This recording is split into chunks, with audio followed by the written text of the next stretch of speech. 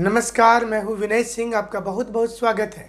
7वीं 8वीं 9वीं जेपीएससी आने वाली है, तो कई व्यूअर ने कहा था कि एक बार पूरी चैप्टर वाइज एनालिसिस कर दीजिए, पैटर्न को बता दीजिए, परीक्षा कैसे होती है, साथ ही साथ इस परीक्षा को पास करना कितना आसान है, क्या पहली बार में भी पास कर सकते हैं। सारी चीज़ों पर आज विस्तार पूर्वक बात करेंगे। तो जैसा आपको पता है कि जेपीएससी की एग्ज़ाम होने वाली है 7वीं 8वीं 9वीं, इसे लेकर के नोटिफिकेशन से लेकर हर कुछ हम आपको बताएंगे। लेकिन शुरुआत करेंगे सिलेबस को लेकर के, शुरुआत करेंगे पैटर्न को लेकर के, शुरुआत करेंगे कि इस एग्ज़ाम में कितनी जटिल चीज़ें हैं जो कन्फ्यूजन की ओर आपको लेकर के जाती है। तो चलिए शुरू करते हैं और जेपीएससी आपको बताते हैं कि क्या एक बार में आप पास कर सकते हैं। ये बड़ा सवाल है, सबसे बड़ा और इम्पोर्टेंट सवाल है। जैसे आप जानते हैं कि जेपीएससी सिंपली तौर पर 3 स्तर का एग्ज़ाम होता है, ये आपको पहले से पता होगा और ये हम यहाँ पर बता देते हैं कि 3 स्तर का एग्ज़ाम होता है। आमतौर पर जितने भी राज्य से लोक सेवा आयोग, आईएएस परीक्षा, ये दोनों 3 स्तरीय एग्ज़ाम होता है, जिसमें पहला स्तर को स्टेज 1 बोलते हैं, जिसको बोलते हैं प्रारंभिक परीक्षा। झारखंड के लिहाज से अगर देखा जाए तो प्रारंभिक परीक्षा में 100 और दूसरा 100 क्वेश्चन वाला 100 क्वेश्चन का एक जनरल स्टडी का पेपर है, लेकिन ये 2 नंबर का होता है, यानी कि 200 मार्क्स का है।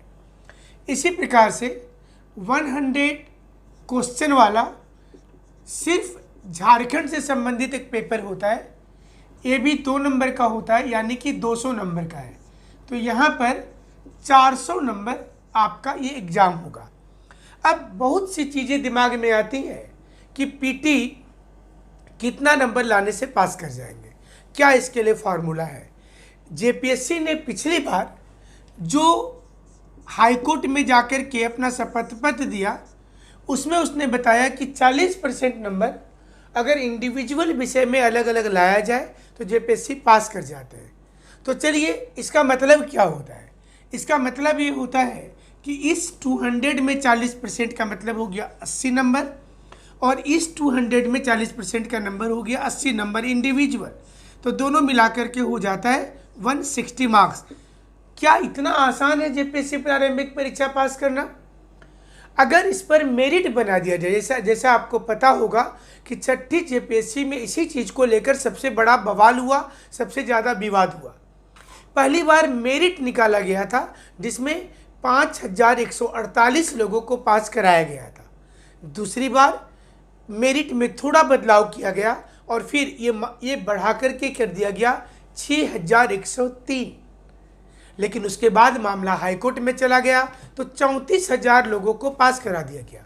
यानी कि ऐसा किसी राज्य में नहीं होता कि आप अगर मिनिमम नंबर ले आएंगे तो आप पास कर जाएंगे, ऐसा नहीं है। यहाँ पर एक मेरिट लिस्ट बनाई जाती है, यानी कि 40% लाना है इंडिविजुअली। मान लीजिए कि आप किसी पेपर में पूरा 100 का 100 सही कर देते हैं। ऐसा भी हो सकता है कि आपके पास एक विषय में बहुत अच्छा नॉलेज है, तो आप अगर यहाँ पर 100 का 100 सही कर देते हो तो आपके टोटल मार्क्स हो गए यहीं पर 200, इसी पेपर में 200, और यहाँ पर आपको आ जाता है 10 नंबर। तो आप परीक्षा यहाँ पर फेल कर जाएंगे, क्योंकि जेपीएससी प्रारंभिक परीक्षा के लिए बोली है कि इंडिविजुअल दोनों पेपर में एक झारखंड का पेपर रखा गया है, ताकि ज़्यादा से ज़्यादा झारखंड की क्षेत्रीय भाषा को पढ़ने वाले बच्चे आ पाएँ। तो झारखंड के नॉलेज पर ज़्यादा ध्यान देने के लिए किया गया है कि झारखंड में रहने वाले लोग, यहाँ के खास करके आदिवासी, मूलवासी, उनका चयन हो पाए। और इस बार हुआ भी, 92% झारखंड के लोगों का सिलेक्शन हुआ है, 8% दूसरे सभी राज्य के हैं। इस वीडियो से आपको काफ़ी लाभ होगा, आप अंत तक जरूर देखिएगा। अच्छा लगेगा तो लाइक करिएगा, नहीं तो नहीं करिएगा। तो चलिए अब आपको बताते हैं कि ये जो 200 नंबर की हम बात कर रहे थे, तो पिछली बार तो केस मुकदमा हो गया, तो जितना भी लोगों का 40% नंबर आया, तो 55,000 लोग पीटी लिखे थे, 55,000 में से 34,000 लोग पीटी पास कर गए। तो यहाँ पर एक विवाद उत्पन्न हो गया। सबसे पहले रिजल्ट आया था तो 5148 था, इसके बाद ये बढ़ करके ये डेटा चला गया 6103 में, और फिर चला गया 34,000 में। हाई कोर्ट ने फिर डिसीजन दे दिया और बोला कि ये गलत हुआ है, तो 28,000 की कॉपी रिजेक्ट हो गई मेंस में, और सिर्फ जो कॉपी चेकिंग हुई वो हुई 6,103 में, मतलब 6,103 लोगों में ही कॉपी चेक की गई। और इसके बाद ही ये विवाद शुरू हो गया आगे। अब आपको हम ये बता दें कि झारखंड में, झारखंड लोक सेवाएं जो एग्ज़ाम को ले रही है, इसमें मुख्य परीक्षा की ओर चलते हैं। पीटी आप पास कर गए तो ये इस बार नहीं समझना है कि 40% लाएंगे तो पास हो जाएंगे, ये समझना है कि इस पर मेरिट लिस्ट बनेगा। तो मेरिट लिस्ट में आपको ज़्यादा नंबर लाना है ना। 40% ये रखा गया है कि इंडिविजुअल लाना पड़ेगा मिनिमम, लेकिन ये इसका मीनिंग नहीं है। जो इस बार हाई कोर्ट में लोग केस हार गए, जो 34,000 कैंडिडेट थे वो केस हार गए, और सिर्फ 6,103 लोगों को ही कॉपी जो है उसको जो मेरिट में आए थे। मेरिट मतलब हुआ कि हमको जितना सीट है उसका एक रेशियो बता दिया जाता है कि 10 गुना हो, 15 गुना हो, 17 गुना हो, उतने टाइम से बच्चों को लिया जाएगा पीटी में। अब वो ऊपर से जितना नंबर लाया जाएगा वो हो जाएगा सिलेक्शन। तो आपको मान करके चलना है कि 60% के आसपास नंबर लाना पड़ेगा, यानी कि 240 नंबर के लिए आपको एकदम से तैयार रहना है। उससे कम पर आपको उम्मीद नहीं करनी, क्योंकि इस बार जेपीएससी में वैकेंसी ज़्यादा है, ज़्यादा लोग हो गए हैं, तैयारी करने वाले लोग ज़्यादा हैं, तो सारे लोग मिल करके कर रहे हैं। इसलिए पहले पीटी में ये स्कीम होगा जिसके द्वारा में अगर आप तैयारी सटीक कर लेते हैं तो हमें लगता है कि आप निकाल लेंगे, कोई दिक्कत नहीं होगी। पीटी पास करने के बाद जो मुख्य पड़ाव होता है वो होता है मेंस एग्ज़ाम का, और जो मेंस एग्ज़ाम है ये ज़्यादा महत्वपूर्ण माना जाता है जेपीएससी के लिहाज से। महत्वपूर्ण इस सेंस में बोल रहे हैं इस एग्ज़ाम को, क्योंकि ये नंबर आगे नहीं जा रहा है, और मेंस में जो मार्क्स होगा वो इंटरव्यू जो 100 नंबर का बाद में होता है, इसमें इस नंबर को ऐड करते हैं। तो यहाँ पर पहले तो हिंदी प्लस इंग्लिश, ये दोनों मिलाकर के 100 नंबर का एक पेपर है। 50 नंबर का हिंदी है, 50 नंबर का अंग्रेजी है। तो ये इस बार विवादित हुआ क्योंकि सारे लोगों को पता था कि ये जो नंबर होगा ये मेरिट में नहीं जोड़ा जाएगा, लेकिन सरप्राइज देते हुए जेपीएससी ने इस नंबर को ऐड कर दिया, और ऐड कर दिया तो इस पर कई प्रकार की कमेंट वाली सेक्शन पर कमेंट शुरू हो गई। लेकिन जेपीएससी लास्ट तक इसी चीज़ को बोलती रही कि इस नंबर को जोड़ेंगे। इसलिए आपको ये मानना है कि ये नंबर अब मेरिट लिस्ट में जोड़ा जाएगा। क्योंकि इस बार जोड़ दिया गया, अब अगली बार नहीं जोड़ा जाएगा तो एक और विवाद खड़ा होगा। तो निश्चिंत रखना है कि हिंदी अंग्रेजी का नंबर जोड़ा जाएगा। नंबर 2, सेकेंड जो होगा वो होगा एक लैंग्वेज पेपर। ये होता है 150 नंबर का। इसमें अब लोगों के दिमाग में कि हम क्या लें, हम खोरथा लें, इंग्लिश लिटरेचर लें, हिंदी लिटरेचर लें, नागपुरी लें, मुंडारी लें, हो लें, कुरमाली लें। चिंता नहीं करना, कोई भी विषय लीजिए, सारे के रिजल्ट अच्छे हुए हैं। चाहे वो हिंदी साहित्य वाले भी हमारे पास, आपको जैसा पता होगा कि 80+ लोगों का मार्गदर्शन हमारे पास से हुआ, तो उनकी सारी की प्ले लिस्ट में वीडियो डाली हुई है। आप प्लेलिस्ट जरूर खोलिएगा, सिक्स जेपीएससी फाइनल सिलेक्शन में जाएंगे और उसमें आधे घंटे की वीडियो है, हर लोगों की अलग अलग। जो लोग क्वालिफाई करने के बाद हमसे, जो बहुत कम ऐसे बच्चे होते हैं जो क्वालिफाई करने के बाद कोचिंग के सपोर्ट में बोलते हैं। आमतौर पर कोचिंग के साथ रिश्ता खराब हो जाता है, लेकिन यहाँ पर एक अच्छा संबंध रहा और बच्चों ने बोला, तो पूरी वीडियो में है, सिर्फ फ़ोटो छापने वाली बात नहीं है यहाँ पर, तो आपको उसमें देखना है। तो लैंग्वेज क्या लेना चाहिए आपके ऊपर है।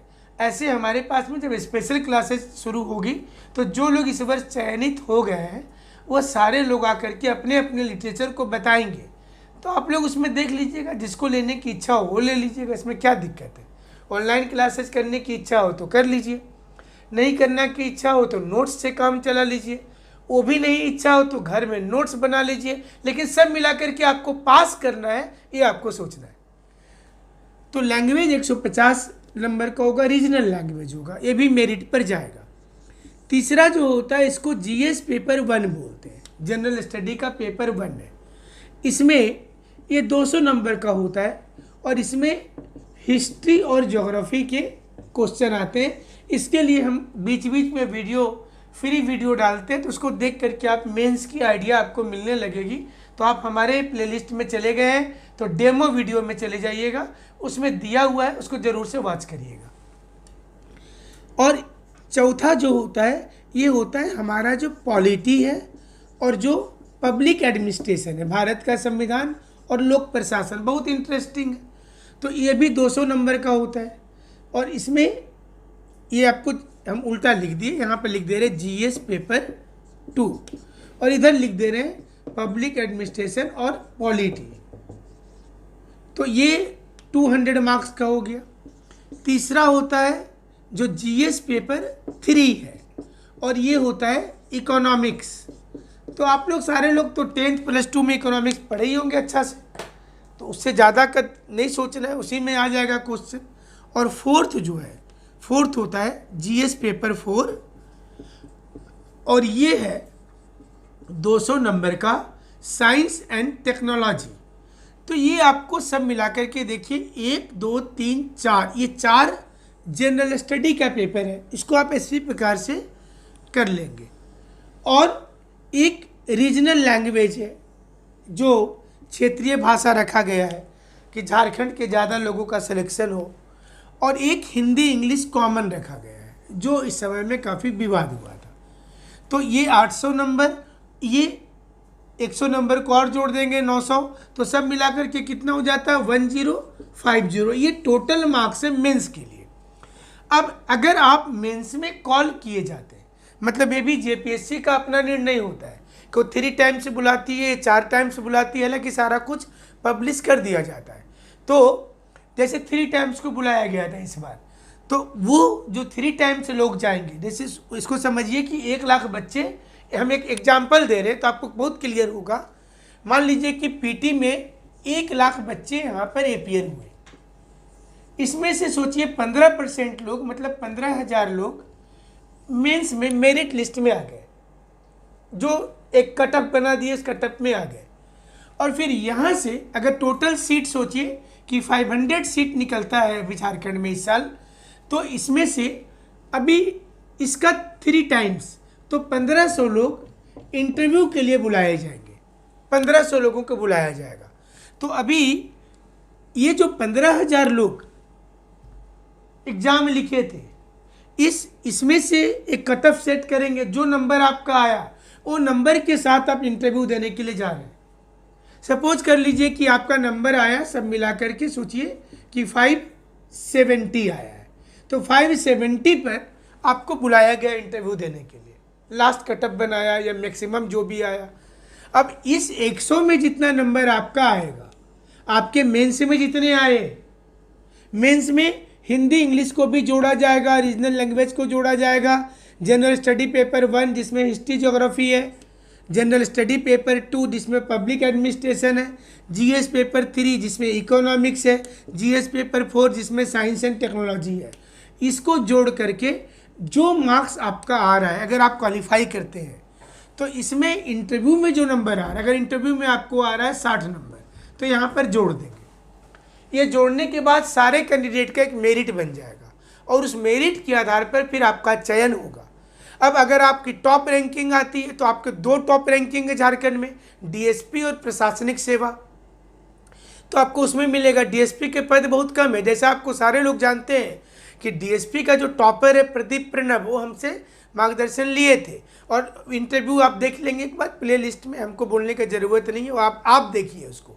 और जो प्रशासनिक सेवा के सेकेंड टॉपर अशोक कुमार भारती, उनका भी इंटरव्यू डाला हुआ। इस प्रकार से काफ़ी लोगों की इंटरव्यू हमने डाल दिया है पहले। और ये एक बहुत अच्छी बात है कि गांव-गांव के बच्चे, चाहे वो ग्रुप डी के रेलवे में करने वाले लोहरदगा के अरुण महतो, काफ़ी ग्रामीण परिवेश में धनबाद के रहने वाले संजीव कुमार हों, इंटर में 3rd डिवीज़न भूतनाथ रजवाड़ जो बोकारो के रहने वाले, बिहार से भी क्वालिफाई किए हैं नीतीश कुमार, वो मुख्यमंत्री वाले नहीं, ये शिक्षा के टॉपर हैं, शिक्षा वाले जो एजुकेशन सर्विस होता है उसके टॉपर हैं। फैजान सरवर जो धनबाद के रहने वाले हैं, बोकारो और धनबाद दोनों जगह पर उनका रहा है, वो क्वालिफाई किए हैं। सुजीत कुमार जो दिल्ली के रहने वाले हैं वो क्वालिफाई किए हैं। ढेर सारे लोगों का नाम दिया हुआ है। प्रियंका जो हजारीबाग की हैं वो क्वालिफाई किए हैं, 26वां रैंक है उनका पूरा झारखंड में। तो इसी प्रकार से अभिषेक पांडे हैं, प्रवीण कुमार हैं, तीसरा रैंक वाले अभिषेक पांडे का 7th रैंक आया है। तमाम लोग की इंटरव्यू हमने डाल दिया है और कुछ लोगों की इंटरव्यू नहीं डाल पाए क्योंकि सोशल मीडिया में अचानक से बहुत ज़्यादा कन्फ्यूजन क्रिएट होने लगा। हिंदी इंग्लिश होगा, नहीं होगा, कैंसिल होगा, क्या होगा, तो बच्चे डरने लगे। तो वो बोले कि नहीं सर अभी मत डालिए। बट अधिकांश लोगों का हमने डाल दिया रिजल्ट के तुरंत बाद में, जब उनसे बातचीत हुई हमारी। तो आप एक बार उसको ज़रूर से देखेंगे कि बहुत से ऐसे लोग हैं, ऐसे स्टूडेंट हैं जो काफ़ी सपोर्टिव रहे पूरे। एक देखिए ब्लाइंड कैंडिडेट है गौतम पाठक लातेहार के, उनका भी हमने इंटरव्यू डाला है। तो आप जब प्लेलिस्ट में जाइएगा तो बहुत, चूँकि इतने ज़्यादा लोग हैं तो सभी का नाम याद रखना मुश्किल होता है, फिर भी मुख्य लोगों के नाम हमने बता दिए कि जिनका आप जब इंटरव्यू देखेंगे तो आपको बहुत प्रेरणा मिलेगी।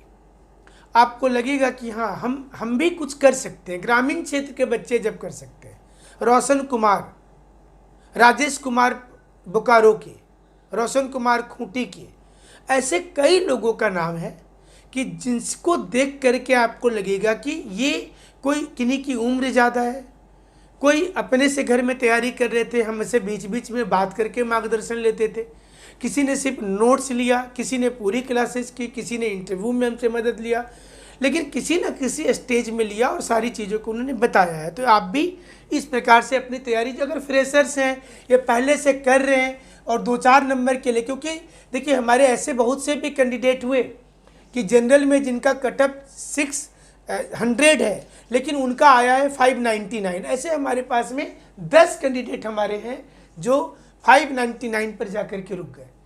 ऐसे 15-20 कैंडिडेट है जो हमें पता है 598 में है, 597 में है। इससे क्या पता चलता है? इससे पता चलता है कि लास्ट में जाकर के एक एक नंबर बहुत मायने रखता है। मतलब एक नंबर भी बहुत इंपॉर्टेंट है, जिससे एक नंबर से रैंक चेंज हो जाता है।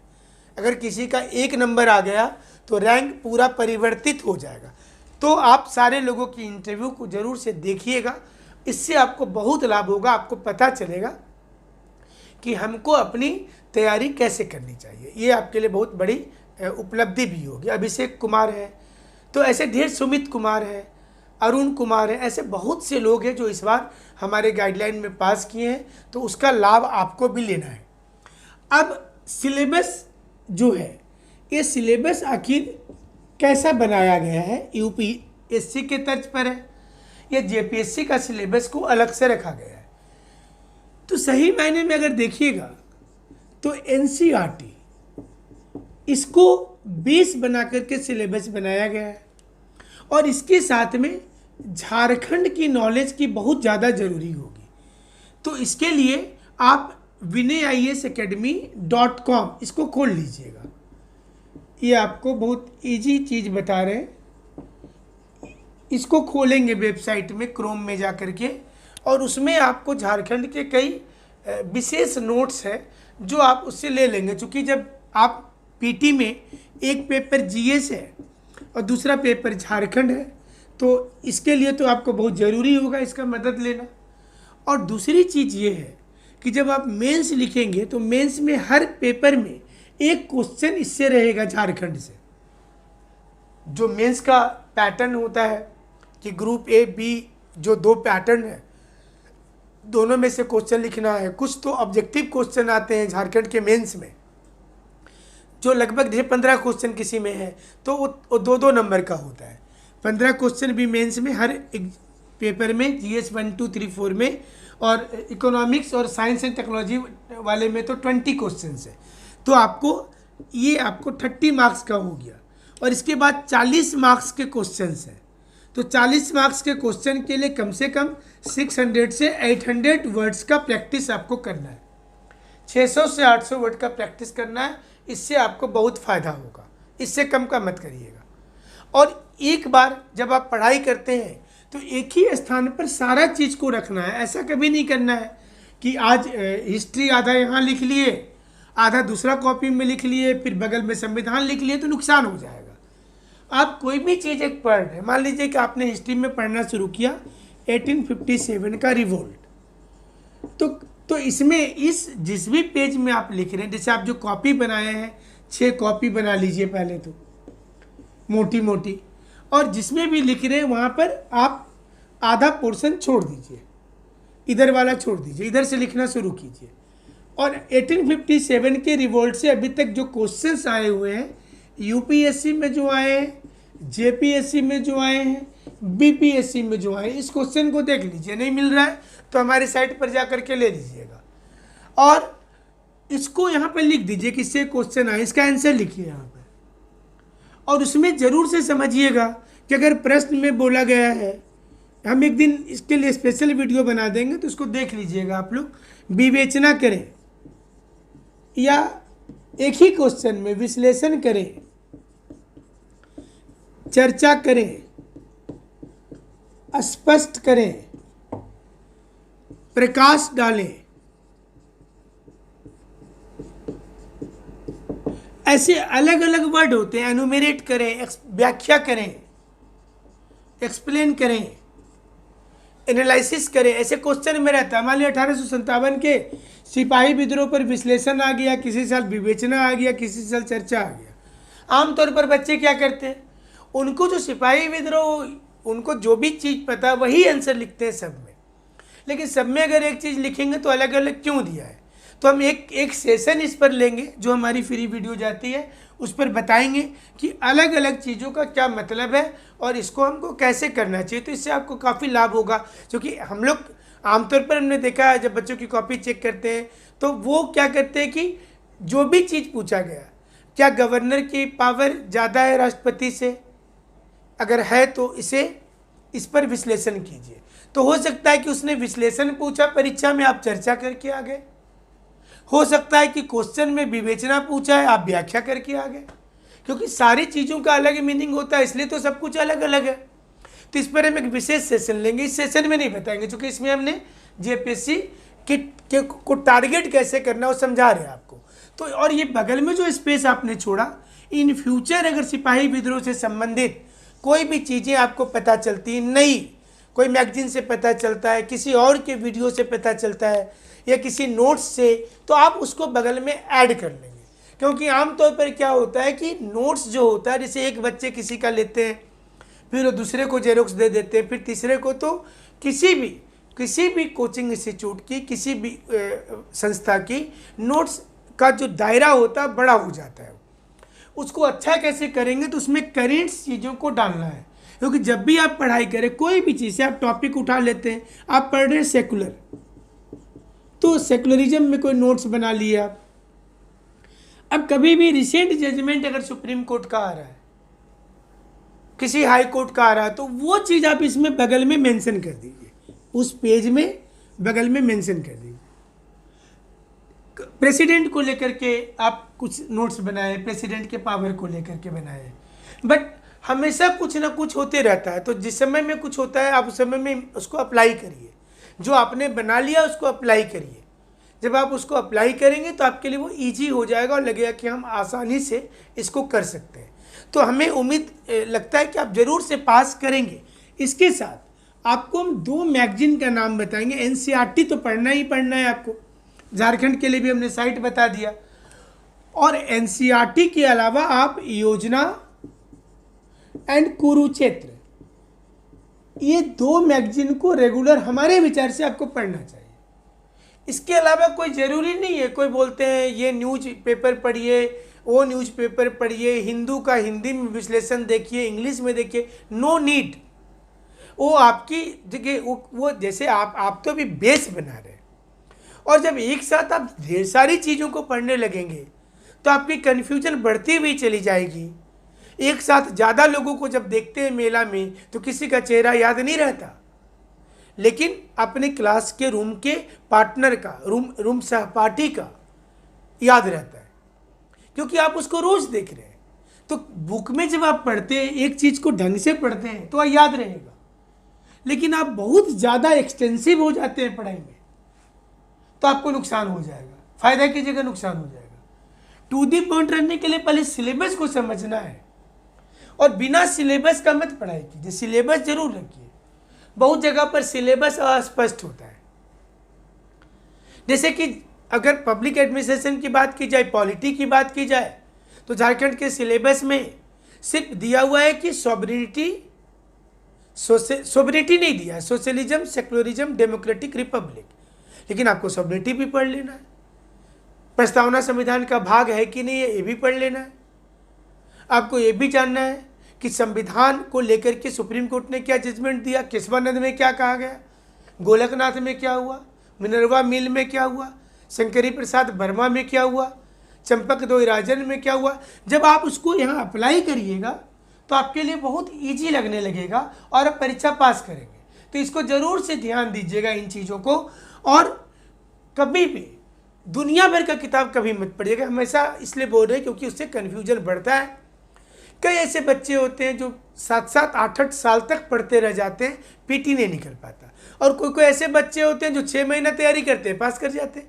तो ये जो स्मार्ट वर्क का कॉन्सेप्ट आया है, स्मार्ट स्टडी भी होती है कि आप टू दी पॉइंट है, क्योंकि वहाँ पर ये नहीं देख रहा है कि आप कितना पढ़ करके आए हैं, वो देख रहा है कि आप टू दी पॉइंट कितना है, आपके पास ये सेंस है कि नहीं रिलेवेंट चीज़ों को पढ़ रहे हैं, इरिलेवेंट को छोड़ रहे हैं। तो आपके सर्किल भी वैसा बनाना है जो रिलेवेंट इरिलेवेंट में फर्क समझता हो, और अपने वैसे लोगों से बात करना है जो हमेशा पॉजिटिव सोचते हैं, निगेटिव लोगों को छोड़ दीजिए। हम तो हमेशा बोलते हैं कि निगेटिव लोग हमारे साथ भी मत जुड़िए, क्योंकि आप जैसे लोगों के साथ रहेंगे आपकी विचारधारा में वो चीज़ें आने लगेंगी। इसलिए पहले आपको क्वालिफाई करना है, अपने टेबल पर लिख करके रखना है कि हम ये बनने जा रहे हैं, और इसके लिए हमको ये मेहनत करना है 2 घंटे का, 3 घंटे का, लेकिन रेगुलर रहना है। इस एग्ज़ाम में रेगुलरिटी बहुत इंपॉर्टेंट है। उम्मीद करते हैं कि आपको वीडियो पसंद आ गई होगी, और इसी प्रकार की वीडियो अगर आप चाहते हैं तो चैनल के साथ में आप जुड़े हुए हैं, सब्सक्राइब भी करके रखें, अपने मित्र को भी बता दीजिए, सारे लोगों के लिए